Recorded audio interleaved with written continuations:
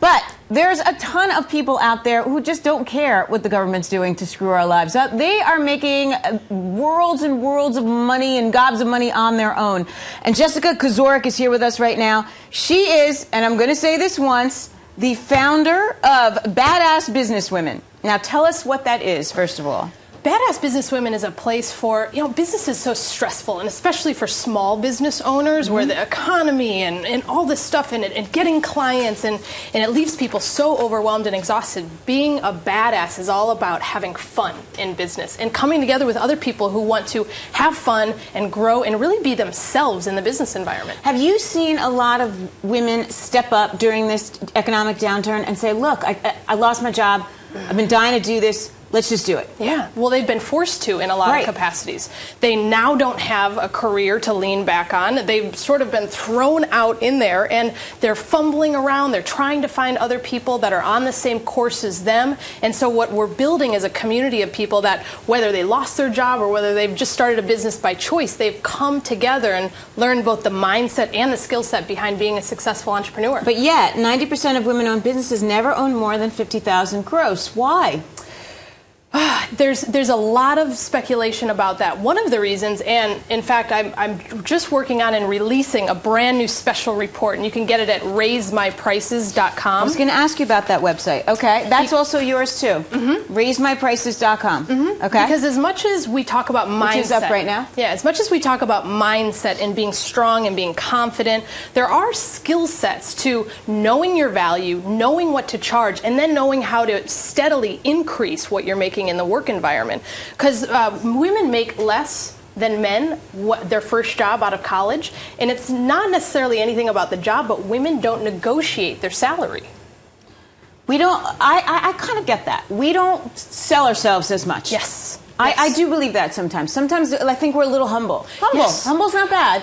But humble, and that's how socially, that's how we're taught. Since little girls, we're taught to be polite, to fit in, to be appropriate, to dress nice, to, in a lot of cases, to be seen but not heard. It's just women have only been doing business for the last 50 years, really. Right. Men have been doing business for thousands of years. Right. So there's certain things that women, culturally, socially, they just haven't adapted in the same way that men do. And to your point, we don't have as many role models. Yes. I mean, I was fortunate. I was raised by a single mother who worked. But many of my friends had stay-at-home moms. Yeah. So for them to go to their mothers now for advice, they can't. Yes. So it's really tough. It is. For our generation to get out there and, knock on the boardroom, the C-suite door and say, I need more money. Yes, and it's all about, too, I like mentoring. One of my mentors is Nell Merlino from Count Me In. She's here all the time. I know, I love Nell. We love Nell. I love we Nell. love Nell.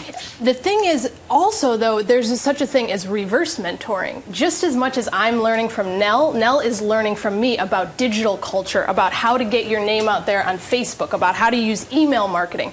So as you're looking for mentorship, mentor with someone that's got more experience than you and someone that has less experience but maybe knows more cutting edge things than you do. But let's also talk about the notion that many small businesses fail in the first 5 years. So what are some of the things they're doing wrong? Some of the things they're doing wrong is they're undercharging. Okay. And that's one of the killer things is they don't have the right business model.